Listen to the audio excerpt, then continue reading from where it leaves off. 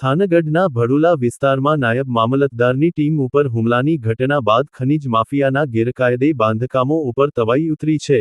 ચોટીલાના નાયબ કલેક્ટર એચ.ટી. મકવાણા અને તેમની ટીમે ગેરકાયદે બાંધકામો તોડી પાડવાનું શરૂ કર્યું છે। સમગ્ર ઘટના એવી છે કે સુરેન્દ્રનગર જિલ્લાના થાનગઢના ભડુલા વિસ્તારમાં નાયબ મામલતદારની ટીમ ઉપર ખનીજ માફિયાઓ દ્વારા હુમલો થતાં 3 શખ્સો સામે પોલીસ ફરિયાદ નોંધાઈ છે। થાનગઢના નાયબ મામલતદાર તરુણભાઈ દવે અને તેમની ટીમ ભડુલા વિસ્તારમાં ગેરકાયદેસર ખનીજ અંગે રાત્રે પેટ્રોલિંગ કરી રહ્યા હતા ત્યારે ભરત રમેશભાઈ અલગોતર નામના શખ્સે આવી સરકારી ગાડીના ડ્રાઈવરને ગાળો દઈ થપ્પડો મારી હતી।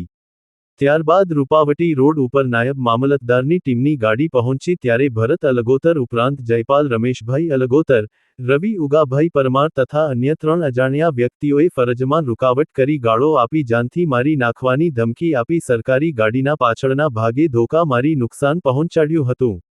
નાયબ મામલતદારે આ અંગે પોલીસ ફરિયાદ નોંધાવી છે। બીજી તરફ ચોટીલાના નાયબ કલેક્ટર એચ.ટી. મકવાણાની આગેવાનીમાં ખનીજ માફિયાઓએ ગેરકાયદેસર બાંધકામ કરેલ છે તે તોડવાની કામગીરી હાથ ધરવામાં આવેલ છે અને હાલ વ્રજ ફાર્મ ઉપર બુલડોઝર ફેરવી દેવામાં આવેલ છે। કોઈ પણ પ્રકારની ગેરકાયદેસર પ્રવૃત્તિ ચાલતી હોય એના માટે રાજ્ય સરકાર એને સંપૂર્ણપણે નેસ્ત નાબૂદ કરવા માટે કટિબદ્ધ છે, ઝીરો ટોલરન્સ છે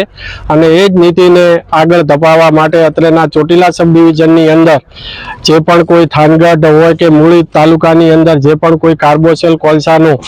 ગેરકાયદેસર ખનન પ્રવૃત્તિ ચાલી રહી હતી તેને નેસ્ત નાબૂદ કરવા માટે અગાઉ પણ ઘણી બધી રેડ પાડીને આ તમામ ગેરકાયદેસર પ્રવૃત્તિ નેસ્ત નાબૂદ કરવામાં આવી રહી છે અને એના જ ભાગરૂપે ગઈકાલે રાત્રે થાનગઢ મામલતદાર કચેરીની ટીમ છે એ અત્રે રાત્રે પેટ્રોલિંગમાં હતી અને તેઓની ટીમ ઉપર જે હુમલો થયો એ હુમલો ખરેખર ખૂબ જ ગંભીર બાબત છે અને મામલતદાર પોતે એક તાલુકાના વહીવટી વડા છે, મહેસૂલી વડા છે, પોતે એક્ઝિક્યુટિવ મેજિસ્ટ્રેટ છે અને જો તેઓની ટીમ ઉપર જે આવો હુમલો થાય એ બિલકુલ ચલાવી લેવાય નહીં અને એના જ ભાગરૂપે તાત્કાલિક અમોએ રાત્રે જ આ જે ઈસમો ભરત રમેશ અલગોતર, જયપાલ રમેશ અલગોતર, રવિ પરમાર અને બીજા અન્ય 4 થી 5 ઈસમો જે અજાણ્યા એમ 7 થી 8 ઈસમોએ જે ટીમ ઉપર હુમલો કરેલો હતો તે 3ને આઈડેન્ટિફાઈ કરી અને તેઓ કઈ ગેરકાયદેસર પ્રવૃત્તિ સાથે સંકળાયેલા છે, તેમની કઈ મિલકતો છે એ સરકારી જમીનો ઉપર બનેલી છે તે તમામ આઈડેન્ટિફાઈ કરી અને રાત્રે જ મામલતદાર કચેરી દ્વારા નોટિસો ઇસ્યુ કરી અને સવારથી જ અમારી નાયબ કલેક્ટર પણ ચોટીલાની ટીમ, મામલતદાર થાનગઢની ટીમ, મામલતદાર મૂળી અને મામલતદાર ચોટીલાની સંયુક્ત ટીમો દ્વારા આ જે ગેરકાયદેસર પ્રવૃત્તિમાં આશ્રય સ્થાન તરીકે જુદી કોલસાની અંદર વપરાતી મશીનરો મૂકવા માટે તેમજ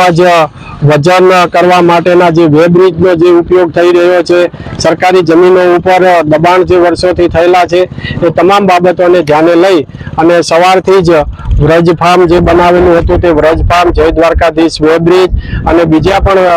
આ બંને હાલ તોડી નાખવામાં આવેલા છે, દૂર કરવામાં આવેલ છે અને સાથે ભોયરેશ્વરની અંદર જે સરકારી જમીન ઉપર મિલકત છે એ મિલકત પણ અત્યારે થોડા ટાઈમ પછી એ પણ દૂર કરવામાં આવશે।